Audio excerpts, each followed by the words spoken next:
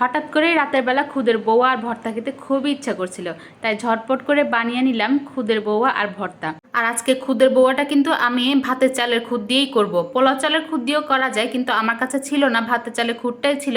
তো সেটা দিয়ে হাতে মেখে বসিয়ে দিব।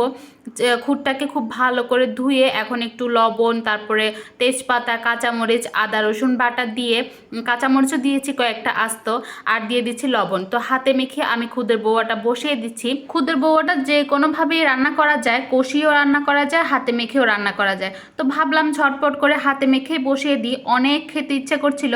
তো আমি একটু শুকনো মরিচও ভিজিয়ে রেখেছিলাম, আজকে একটু শুকনো মরিচে ভর্তা বানাবো। প্রথমে ভেবেছিলাম চাপা শুটকি দিয়ে ভর্তাটা বানাবো, কিন্তু এখন না শুটকিটা ধুইতে একদমই ইচ্ছা করছে না আমার। আর শুটকি তো অনেকক্ষণ ধরে ধুয়ে তারপরে পরিষ্কার করতে হয়। তো ভাবলাম না, আমি একটু লাল মরিচের ভর্তাই বানিয়ে নিই, শর্টকাট। মানে লাল মরিচ, শুকনো মরিচ, তারপর পেঁয়াজ রসুন দিয়ে ভর্তাটা বানিয়ে নিব। তো এখানে আমার খুদের ভাতের মধ্যে মানে বউয়ার মধ্যে অনেকটাই পানি লাগছে, কারণ এই চালটা অনেক পানি টানে। পানি দিয়ে আমি একবার সিদ্ধ করে নিয়েছি, কিন্তু সিদ্ধ হয়নি, তাই আরেকটু পানি দিয়ে দিলাম। আর এখানে ভর্তাটাও বেটে নিচ্ছি।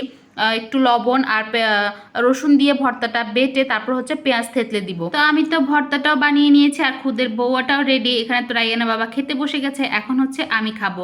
যদি একটু কালো জিরা থাকতো তাহলে ভালো হতো, কালো জিরা ভর্তাটা করে নিলে বেশি ভালো লাগতো। এই লাল মরিচের ভর্তা বানিয়েই আমার হাতের অবস্থা 12টা বেজে গেছে। আমি কোনো রকমে গরম জিনিস ধরতে পারছি না, এতটাই জ্বালা পোড়া করছে।